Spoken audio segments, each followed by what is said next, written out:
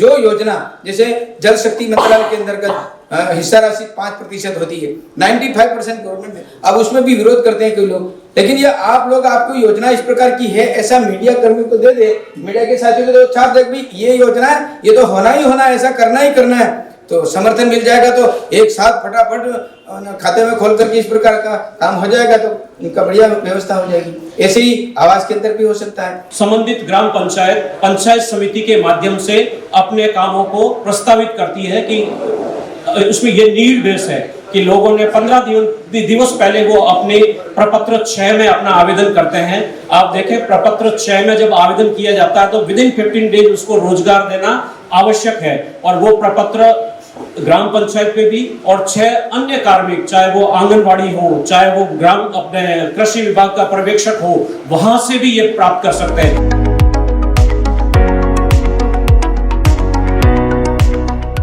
सरकार की योजनाओं को प्राथमिकता से, क्योंकि आपकी योजना से जो आम आदमी बैठा हुआ है उसको बहुत बड़ा लाभ मिल सकता है, और सरकार यही चाहती है कि योजनाओं के बारे में आप पूरी अच्छी जानकारी लगे, और योजनाओं की जानकारी आप सही तब दे पाओगे जब आपको योजनाओं के बारे में जानकारी होगी। विभाग ने एक महत्वपूर्ण, केंद्र सरकार ने जो एक स्कीम चला रखी है, जनजाति जो वन विभाग में जो लोग वर्षों से काबिज है उनको यहाँ पर हम पट्टे यहाँ पर वितरण कर रहे हैं, जिसमें जिले में अभी हमने 11,971 पट्टे लोगों को हमने यहाँ पर आवेदन 21,000 प्राप्त हो, उसमें से वितरण किए है जिले में। हमारा ये दायित्व भी बनता है कि अगर कहीं पर किसी चीज में कुछ कमी आ रही है तो प्रशासन और आमजन, इन दोनों के बीच में हम संवाद सेतु का काम करें और उस समस्या के समाधान की दिशा में हम अपनी महत्वपूर्ण भूमिका निभाएं। एक सिलेक्शन हमारा होना चाहिए, क्योंकि आप लोग अगर देखेंगे कि हाँ जो आ रहा है, आज जो हो रहा है कल सामने आएगा, अब सामने आएगा उसका एनालिसिस आपने कर लिया, उसके बाद में तलाश लिया कि मीडिया पर्सन कौन है, या संवेदनाएं किसमें है, या पॉजिटिव संदेश कौन दे सकता है। केवल अभी तक जो सोचते थे कि बैंक मतलब बैंक के अंदर पैसा जमा कराना और निकालना, इससे ऊपर की एक उनकी सोच है, लोग जुड़े, जिससे डायरेक्ट बेनिफिशियरी ट्रांसफर का भी जो काम है, जो आधार लिंक्ड होते हैं, आधार लिंकिंग के द्वारा उनको पैसा उसके खातों में आ सके। जीएसटी को गुड एंड सिंपल टैक्स भी कहा जाता है, इसलिए कहा जाता है कि आप 16 कानून के स्थान पर केवल एक कानून की पालना करें, केवल एक कानून, और वो भी पूर्ण रूप से पारदर्शी। जैसे पहले 10+2 था, अब उसको 5+3+3+4 के रूप में निर्धारित किया गया है। यानी कहने का अर्थ ये हो गया है कि वर्तमान हमारी जो शिक्षा नीति है उसमें 3 साल से लेकर 18 साल तक के बच्चों का एक रोड मैप तैयार किया गया है।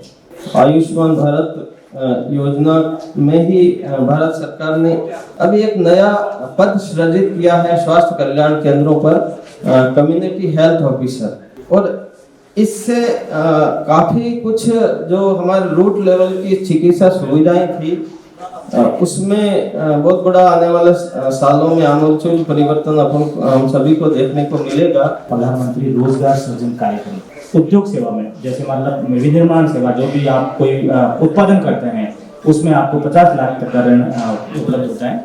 उसके साथ ही सेवा क्षेत्र में आपको 20 लाख तक का ऋण है, और व्यापार क्षेत्र में भी आपको 20 लाख तक का ऋण है, जिसमें कैटेगरी वाइज अलग अलग 35% तक की सब्सिडी है।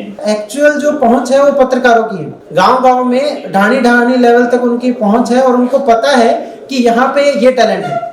तो मेरा पत्रकार बंधुओं से ये निवेदन रहेगा, ये सहयोग की मेरी अपेक्षा है, जब भी ऐसा कोई प्रोग्राम हो जिसमें नेशनल लेवल तक जाने का मौका हो तो आप उसमें टैलेंटेड बच्चों को आप जरूर आगे भेजें। शिराली योजना है वो व्यवहार परिवर्तन से संबंधित है। इसमें जो महिलाएं, लड़कियों को सक्षम बनाना है, उनको अवेयर करना है, जिससे बाल विवाह को कम किया जा सके, बच्चों को शिक्षित किया जा सके।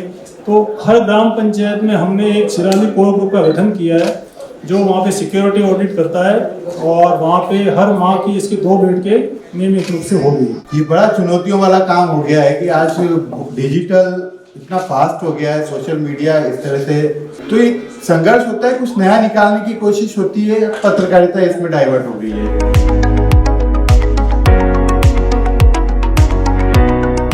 समय समय पे वो अपने विभाग में भी आमंत्रित करें, इस प्रकार की कोई कार्यशाला हो जिससे ये ज़्यादा से ज़्यादा प्रचार प्रचार कर सके। जो ग्रामीण क्षेत्रों के अंदर में जो पत्रकार काम करते हैं उन्हें संवाददाता के रूप में कहा जाता है। सभी जो चीजें होती हैं वो बांसवाड़ा जिला रिपोर्टर जो बैठे होते हैं उनको पूरी डिटेल उनको मिलती है। जब लेकिन उन लोगों पर जब समस्या आती है तो कहते हैं ना वो हाथ खड़े हो जाते हैं। यूं कहीं कहीं उनकी भी लापरवाही रहती है ना, कहीं कहीं जिन बैनर के लिए काम करते हैं उनकी भी लापरवाही रहती है।